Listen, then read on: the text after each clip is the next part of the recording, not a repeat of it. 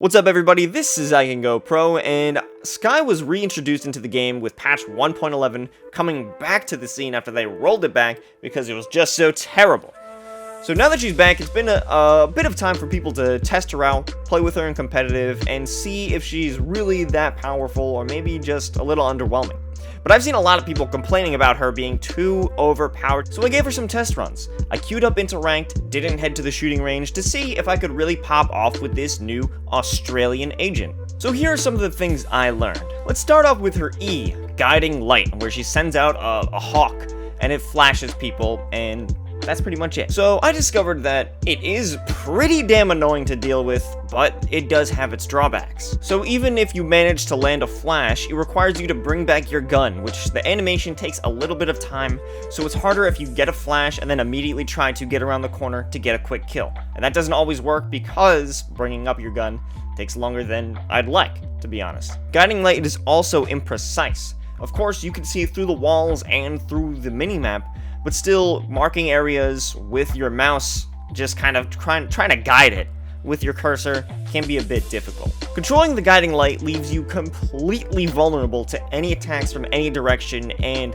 most cases you're going to be focused on guiding the hawk rather than paying attention unless you got some great peripheral vision skills. For the average player, it's going to be pretty difficult to maintain your awareness at 100% while guiding the hawk. Also, if you miss your flash or you go a little bit too far, you let it go a little bit too far, and you miss the opponent that you're trying to flash, you won't get that notification that you hit them, and it'll leave you completely exposed.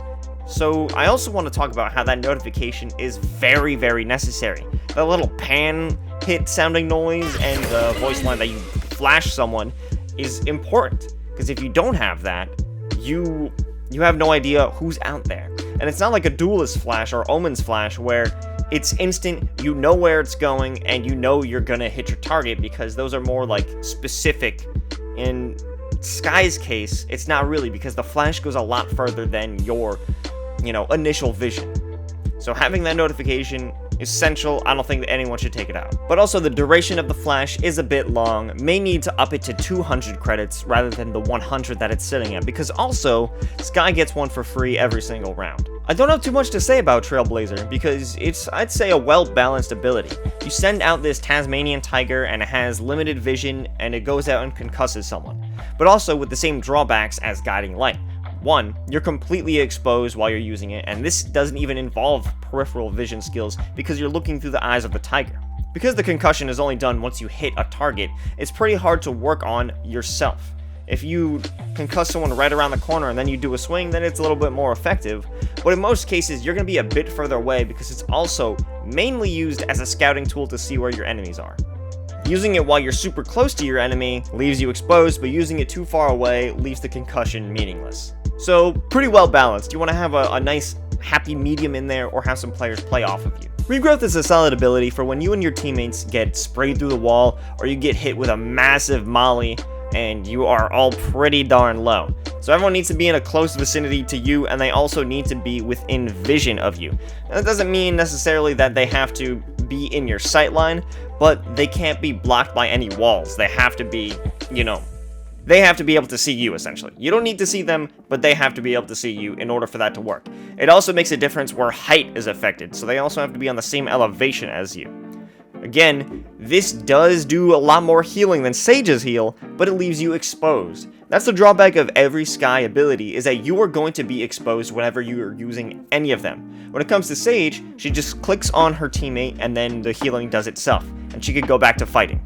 So her ultimate is Seekers, where she sends out 3 jellyfish that look for any enemies on the map. I guess they're the 3 closest ones. I don't know how it depicts who they attack. Either way, the Seekers go out and pretty much give Skye information on where the enemies are at. If they end up touching an enemy, they're nearsighted for a few seconds. But that's not really a big deal, because in most cases, you could shoot the jellyfish and they don't have too much health. But even shooting the jellyfish is useful for the Skye because it gives them information on where the enemies are at. But say that you actually get hit by it, in most cases, the Skye would have used the Seekers pretty far away, so you'll have a bit of time to recover from that. But you gotta be careful that she's gonna play close to them. but if that happens, she's kind of easily visible, so you don't really have to worry about that too much. It's also got a fair cost of ultimate points, not too costly, and you could use it in really any situation, and it won't be a big deal. But, you know, there's other ultimates like Brimstone's ultimates, Sova's ultimate, where you could pop that and then it's completely useless. In every case, the Seekers will be useful in some way, shape, or form, whether it's information, the blind, and those are the only two things. A distraction, I guess? I don't know. Still, balanced ultimate, I like it a lot. So here are some notes I have after all of my research and play with the agent. Skye has useful abilities, but when she uses them, she's completely exposed, so Skye cannot dominate any one site by herself, especially with her abilities. So when she's going on a push, using her blind or her Trailblazer is going to leave her exposed. And that is a big drawback when you're trying to solo play anything, a push or a site. It's going to be hard to try and contest multiple people coming at you when you don't even have a second gun to cover you. But when she has teammates is when Skye is the most deadly. If you have someone to play off of your flashes, your concussions, your seekers, that is where you could really do a lot of damage. So when it comes to Skye, teamwork and communication is the most important factor. Having someone run right behind your Trailblazer, go around the corner, and then while it turns and concusses someone, they swing. So have someone follow your flash. When it flashes someone and you hear the pan sound, swing and get a kill. The Seekers, I mean, you could do this yourself. Follow closely behind it, but don't get too exposed. Don't overextend on those Seekers, and when someone shoots at it and you potentially hear a reload sound, that's when you swing on. So I really don't believe that there's any need for a major adjustment to Skye's kit. I think she's a very well-balanced agent. The only things I would do is change the wording in the description of her regrowth to let you know that elevation and vision are factors when it comes to actually healing your teammates, and when it comes to the guiding light, potentially increase the price up to 200, or if it's going to stay at 100, make it 2 flashes. Just because I can see the flash spam be very overpowered and very prominent when it comes to competitive play. I mean, if you already have 3 breach flashes, add 3 Skye flashes, you get 6. Oh, well, maybe I want to play a controller and another duelist. If you get Reyna and Omen, that is going to be 9 flashes on one team. I think that's a little freaking crazy, but you know, we'll see what happens. Either way, Skye's a solid agent. I highly recommend you checking her out, but probably not in a cold ranked game. I mean, I won one and I lost one, but you know, whatever. Either ways, what do you think? Do you like Skye, or do you think she's way too overpowered? Let me know in the comments, or you can check me out on twitch.tv/ICanGoPro. I stream every Monday, Tuesday, and Thursday, so come in, say hi, tell me I'm a stupid idiot, or you completely agree with me and I'm a very cool guy. Either way, that's going to be it for me, so I will catch you on the next one. Later.